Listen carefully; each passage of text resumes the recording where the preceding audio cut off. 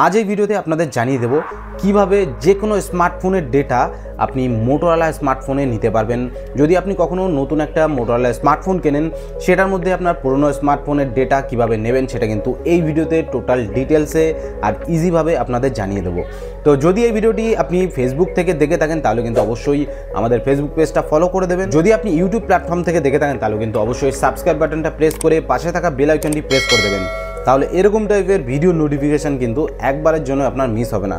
তো চলুন বেশি কথা না বাড়িয়ে ভিডিওটি স্টার্ট করা যাক।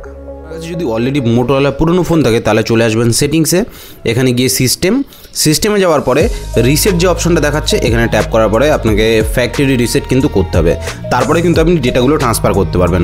যদি আপনার কাছে মোটোরোলা একটা নতুন স্মার্টফোন থাকে তাহলে একদম সেট আপ মোড থেকে কিন্তু আপনি ডেটাগুলোকে আরামসে ট্রান্সফার করতে পারবেন। এর জন্য আপনি লেটস গোতে ট্যাপ করুন, এখানে আপনি আপনার যে কানেক্টেড নেটওয়ার্ক বা ওয়াইফাই এগুলো কিন্তু কানেক্ট করে নিতে পারেন, অথবা আপনি সিম লাগিয়েও কিন্তু এটাকে ট্রান্সফারে বসিয়ে দিতে পারেন। তো এখানে দেখুন আমি অলরেডি ওয়াইফাইয়ের সাথে কানেক্ট করে নিয়েছি, তো যে কোনো আপনি ওয়াইফাইয়ের সাথে কানেক্ট করে নিতে পারেন বা সিম ইউজ করে কিন্তু এই সিস্টেমটাকে সেটিংটাকে অন করতে পারেন। তো এরপরে দেখুন গেটিং রেডি ইউর ফোন, আপনার স্মার্টফোনটাতে আপডেটের যে সমস্ত পলিসি সেগুলো কিন্তু অ্যাগ্রি করতে হবে, তারপরে গিয়ে কিন্তু সেটআপগুলো দেখতে পারবেন। তো এখানে looking for update get ready your phone, দেখুন ফোনটা রেডি হওয়ার জন্য ট্রাই করছে। তো যদি কোনো সফটওয়্যার আপডেট থাকে এখানে অবশ্যই আপডেট করে নেবেন। এবার দেখুন চলে এসেছে copy app and app data, এখানে জাস্ট আপনাকে নেক্সট অপশানটাতে কিন্তু ট্যাপ করতে হবে। নেক্সট অপশানটা ট্যাপ করে অবশ্যই একটা জিনিস খেয়াল রাখবেন, আপনার কাছে যেন দুই দিকে টাইপ সি দেওয়া কেবল থাকে। দুই দিকে টাইপ সি দেওয়া যদি কেবল না থাকে তাহলে কিন্তু ডেটা আপনি ট্রান্সফার করতে পারবেন না, কারণ মোটোরোলার ফোন অনলি ফর কেবলের মাধ্যমে কিন্তু কানেকশন করে। তো আমার কাছে both side type C cable রয়েছে। তো এবার কী করতে হবে, জাস্ট টাইপ সি কেবল যে পুরনো স্মার্টফোনটার থেকে আপনি ডেটা ট্রান্সফার করতে চান সেটাতে একটা লাগিয়ে দেবেন, আর একটা যে নতুন স্মার্টফোনটা মোটোরোলার সেখানে একবার ইনপুট করতে হবে। তো দুটোতে ইনপুট করলে কিন্তু জাস্ট এরপরে আপনাকে আবার নেক্সট অপশানটাতে কিন্তু ট্যাপ করতে হবে।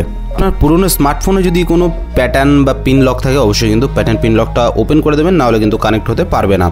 অনেক সময় রেস্ট্রিক্টেড থাকে, ডেটা রেস্ট্রিক্টেড, যাই হোক। এরপর নেক্সট অপশানটাতে আপনি ট্যাপ করবেন, এখানে বলছে ইনসার্ট কেবল কানেক্ট বোথ ডিভাইস, কেবলের মাধ্যমে বোথ ডিভাইসটাকে কানেক্ট করতে বলছে। তো আমি অলরেডি যেহেতু কানেক্ট করে দিয়েছি, জাস্ট এখানে একটু টাইম নেবে। দেখুন ফাইনালি কিন্তু ডিভাইসটা কানেক্ট হয়ে গেছে।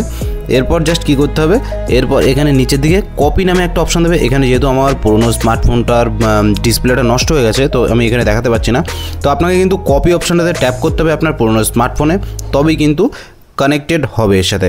এরপর আপনার ফিঙ্গার বা প্যাটার্ন দিয়ে কিন্তু আনলক করতে হবে, তারপরে আপনার ফোনের যত ডেটা ফটো ভিডিও সমস্ত কিন্তু আপনার নতুন যে মোটোরোলা ফোনটা সেটাতে কিন্তু ওভারঅলই চলে আসবে।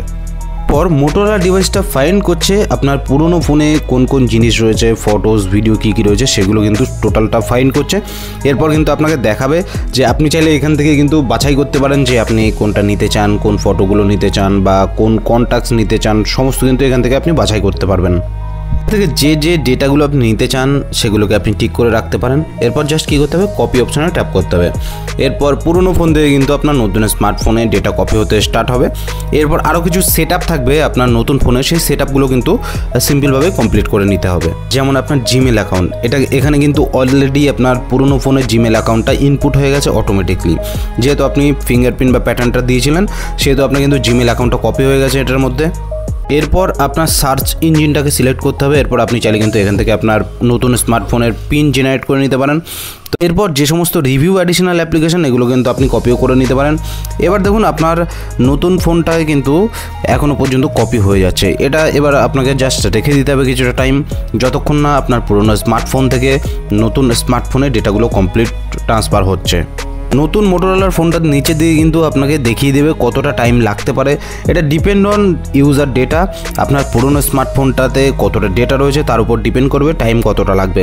দেখুন আমাদের এখানে দেখাচ্ছে 11 মিনিটের মধ্যে টোটাল কমপ্লিট হয়ে যাবে। তো আমরা জাস্ট 11 মিনিট ওয়েট করে নেব, তারপরে দেখে নেব যে আমাদের ফোনটাতে পুরো ডেটা কমপ্লিট এসছে কি আসেনি। 11 মিনিট কমপ্লিট হওয়ার পরে দেখুন আমাদের কিন্তু কপিস ডান, সমস্ত অ্যাপস, কন্ট্যাক্টস, ফটো, ভিডিও সমস্ত কিন্তু চলে এসছে। এরপর নতুন ফোন সেটআপে আর যে 2-3টে সেটআপ থাকে সেগুলো কিন্তু কমপ্লিট করে নিতে হবে, তারপরে কিন্তু আমরা দেখতে পারবো যে অ্যাকচুয়ালি ডেটাগুলো এসছে কি আসেনি। দেখুন এখানে গেটিং ইয়োর ফোন রেডি দেখাচ্ছে, এখানে জাস্ট আরেকটু টাইম নেবে, যেহেতু টোটাল অ্যাপ্লিকেশনগুলো সমস্ত জায়গায় যেখানে যেখানে ছিল সেখানে রাখার জন্যে, প্লাস কন্ট্যাক্টস, ফটো, ভিডিও যেমনভাবে পুরোনো ফোনে সেটআপ ছিল এক্স্যাক্টলি সেমভাবে কিন্তু নতুন ফোনটাতে আপনার সেটআপ হয়ে যাবে নতুন মোটোরোলার ফোনে। এখানে আরেকটু টাইম নেবে, লেট স্টে ইন টাচ, এখানে আপনি জিমেল আইডি অ্যাকাউন্টটা অন করে নিতে পারেন। এরপর নেক্সট অপশনে ট্যাপ করুন, আপনার যে নেভিগেশন কি সেটা আপনি কেমনভাবে সেট করতে চান সেটা কিন্তু সেট করে নিতে পারেন।